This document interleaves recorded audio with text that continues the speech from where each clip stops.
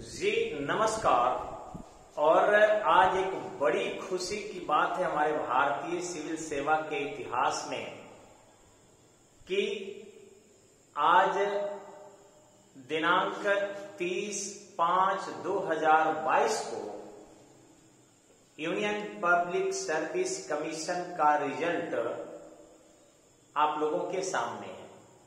और मैंने देखा है यहां पर कि आप जो है भारत के महिलाओं के मेहनत को समझ सकते हैं। मैं अपनी संस्था स्टडी पॉइंट में भी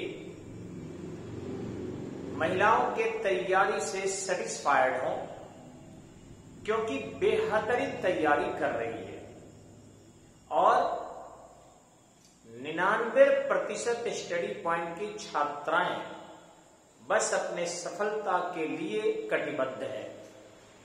वे न अपने आंख की स्वाद के लिए, न जिह्वा की स्वाद के लिए, न शरीर के शौक के लिए, बल्कि पूरी की पूरी तरह इस राष्ट्र की सेवा में अपने भूमिका को निभाने के लिए कठिन परिश्रम कर रही है।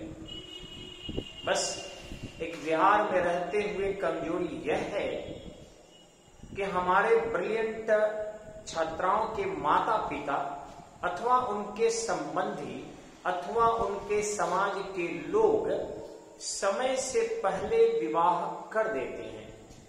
अभी जेपी यूनिवर्सिटी में रिजल्ट की भी बहुत बड़ी समस्या है।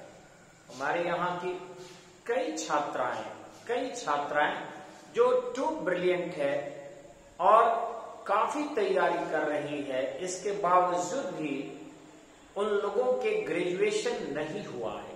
ये यूनिवर्सिटी का दोष है, क्योंकि 2019 की एक बच्ची आज ही फोन की है, तिलपा किनिशा कुमारी।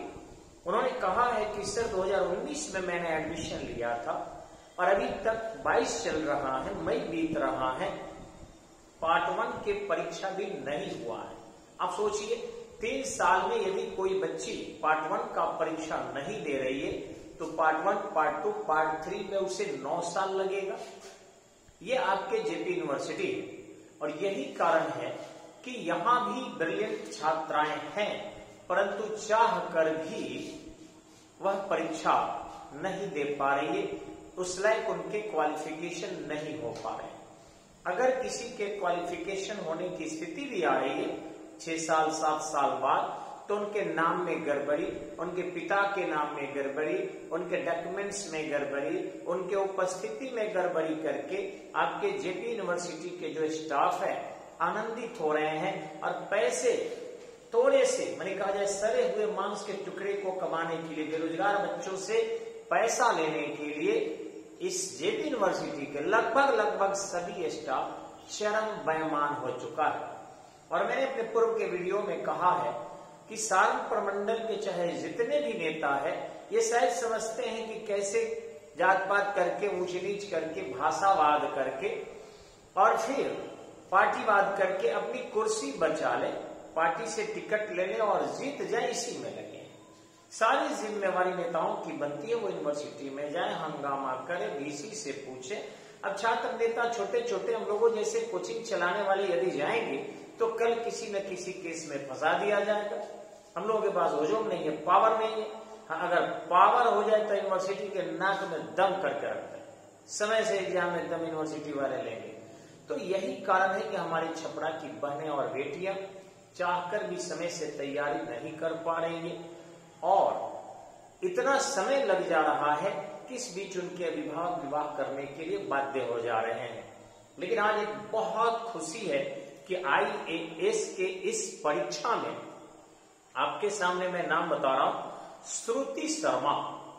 ये IAS टॉपर है, not only in female, overall सभी स्टूडेंट में IAS नंबर 1 रैंक 2022 में इन्होंने लाया है, इन्हें सैल्यूट है।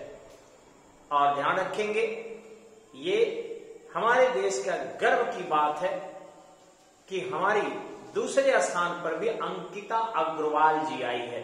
आपको भी अंकिता जी सैल्यूट है। और साथ ही साथ गामनी शिंगला ये तीसरे स्थान पर आई है। इनके माता पिता कितने अच्छे होंगे और ये बच्चियां कितनी अच्छी होगी। हम तो इनको नेट से मात्र फोटो देखे हैं और तुरंत ही भगवान के पास जाके अगरबत्ती जलाए हैं और कहे हैं कि हे प्रभु, निश्चित ही ये सब महिला साक्षात 3 देवियां हैं जो प्रथम, द्वितीय और तृतीय श्रेणी पर चयनित हुई है, टॉपर बनी है।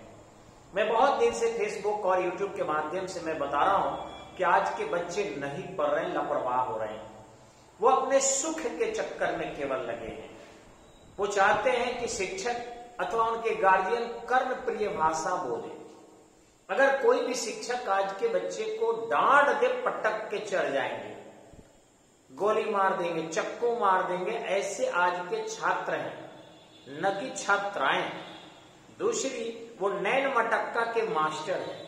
मोबाइल पर वो तरह तरह के वीडियो देख रहे हैं, व्हाट्सएप कॉलिंग कर रहे हैं, वीडियो कॉलिंग कर रहे हैं। उनको लग रहा है कि ब्रेकलेस जीवन जीने का अवसर मिला है और कितना इसमें आंख की मजा उठा ले, कान की मजा उठा ले।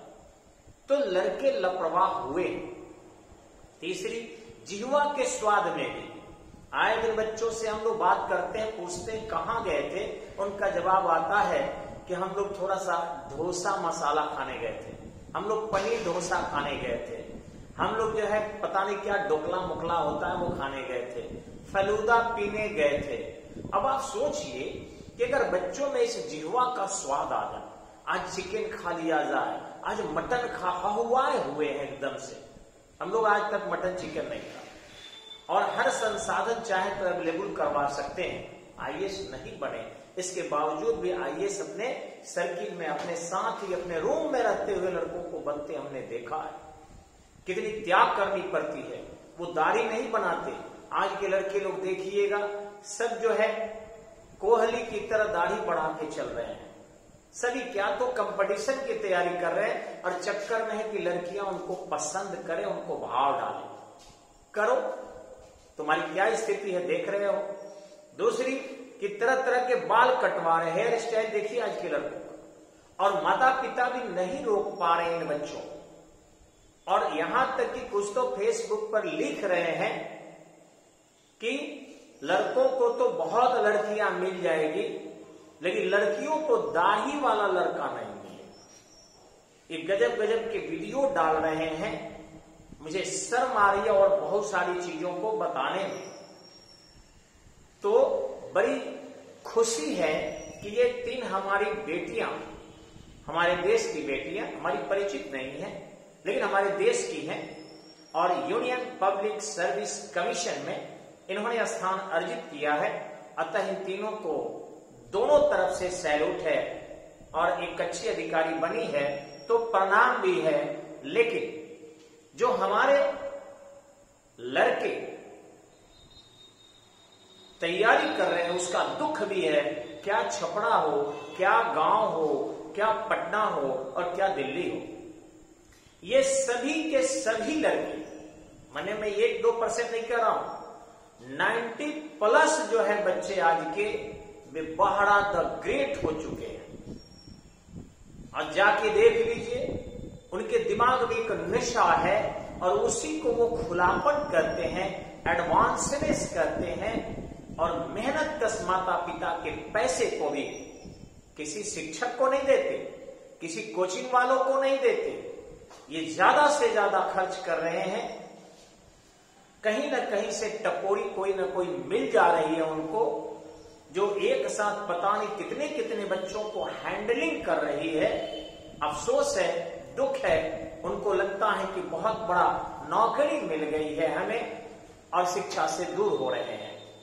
तो हम बच्चों से यही कहेंगे कि आपको अगर थोड़ी सी भी मेरी बात का दुख लग रहा है और आपको अगर लगता है कि आपको भी सर सैल्यूट करें, तो कुछ दिनों के लिए अपने सारे गलतियों को रोको, अपने व्यभिचार को रोको, अपने विलासिता को रोको, मेहनत करो और फिर तुम भी सैल्यूट के पात्र बनो, टॉप करो।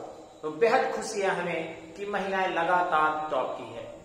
अब रही हमारे जलालपुर की भी कोचियां थी, देवेंद्र बाबू की भतीजी अखिलेंद्र जी की बहन, चचेरी बहन 58वां रैंक लाई है। पिछले साल वो 79 रैंक लाई थी।